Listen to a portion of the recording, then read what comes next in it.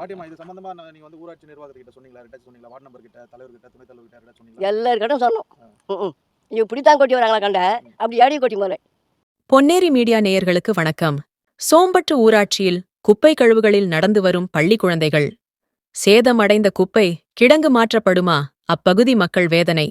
திருவள்ளூர் மாவட்டம் பொன்னேரி அடுத்த சோம்பட்டு ஊராட்சியில் கடந்த சில நாட்களாக பெய்த மழையினால் சில வருடங்களாக சாலையோரம் அமைக்கப்பட்ட பாழடைந்த குப்பை கிடங்கு துர்பிடித்து சேதமடைந்ததால் சாலையில் குப்பை கொட்டப்படும் அவலநிலை.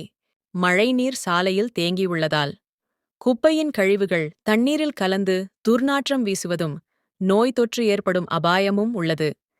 மேலும் பள்ளி குழந்தைகளுக்கு காலை சிற்றுண்டி உணவு சமைக்கப்படும் கட்டிடம் அருகில் உள்ளதால் நோய் தொற்று ஏற்படும் அபாயமும் உள்ளது. மேலும் குப்பைகள் சாலையில் உள்ளதால் அவற்றை அங்கிருந்து அப்புறப்படுத்தி வேறொரு இடத்தை சோம்பற்று ஊராட்சி நிர்வாகம் மாற்றி அமைக்க வேண்டுமென்று பொதுமக்களும் சமூக ஆர்வலர்களும் கோரிக்கையை முன்வைத்துள்ளனர். கோரிக்கை நிறைவேறாத பட்சத்தில் பொதுமக்கள் ஒன்று கூடி சாலை மறியல் போராட்டத்தில் ஈடுபடுவதாக கூறுகின்றனர். PM செய்திகளுக்காக திருவள்ளூர் மாவட்ட தலைமை செய்தியாளர் DJ கார்த்திக். செய்திகளை உடனுக்குடன் தெரிந்து கொள்ள PM செய்தியை சப்ஸ்கிரைப் செய்யுங்கள்.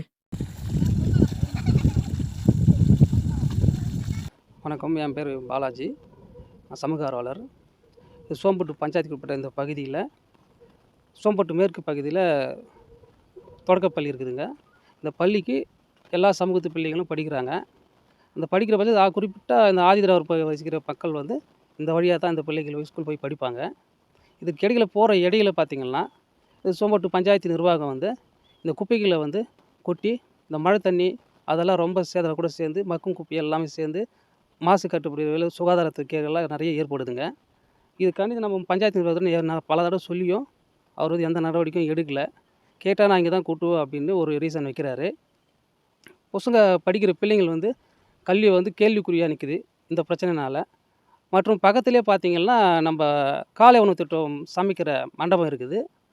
அந்த மண்டபத்துக்கு பக்கத்துலேயும் இது மாதிரி நிகழ்வு இருக்கிறதுனால அதுவும் சுகாதார சீர்கேடு வகையில் ரொம்ப பிள்ளைங்களுக்கு உடல்நிலை சரியில்லாத காரணம் கூட ஏற்கனவே கேள்வி இருக்குதுங்க. இதெல்லாம் கருத்தில் கொண்டு மற்றும் வர மழைக்காலம் பருவமழைகள்லாம் கருத்தில் கொண்டு இதை சோம்பட்டு பஞ்சாயத்து நிர்வாகமோ இல்லை அரசு துறை சார்ந்த மாண்புமிகு கலெக்டர் அவர்களும் இதுக்கு உரிய நடவடிக்கை எடுக்காத பட்சத்தில் பொதுமக்களை திரட்டி சாலை மறியல் போராட்டம் நடைபெறும் என்பதை இதன் வாயிலாக நான் தெரிவித்துக் கொள்கிறேன்.